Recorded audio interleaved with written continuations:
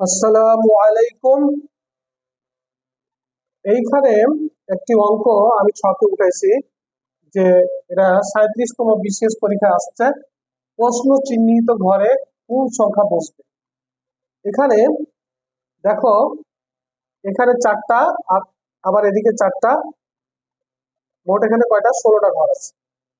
এখন এমন ভাবে এখানে একটা, দেখো এখানে দেওয়া আছে প্রশ্নবোধক চিহ্ন, এই ঘরে কি বসতে পারে আমাদেরকে এমন ভাবে তৈরি করতে হবে যেন যোগ বিয়োগ গুণ করে এটা যেন সঠিক হয়।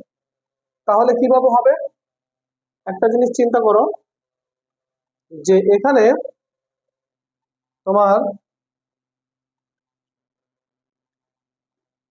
এই দুটাকে যদি আমরা যোগ করি তাহলে কত হয়, দেখো যোগ করলে হচ্ছে 25, তাই কিনা, আর এই দুটাকে গুণ করলে হচ্ছে 25। তাহলে এদিকটা কিন্তু মিলে গেল, দেখছো? তার মানে এইগুলা সবগুলা হচ্ছে কি যোগ করতে হবে, এগুলো সবগুলা গুণ করে যেটা হবে সেটাই মিলে যাবে। এটা দেখো যোগ করলে কত হয়,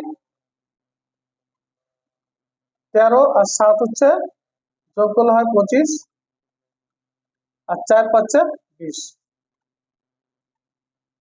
16, 6 16, এটাকে যোগ করো, যোগ করলে কত হয়, 6 আর 12 যোগ করলে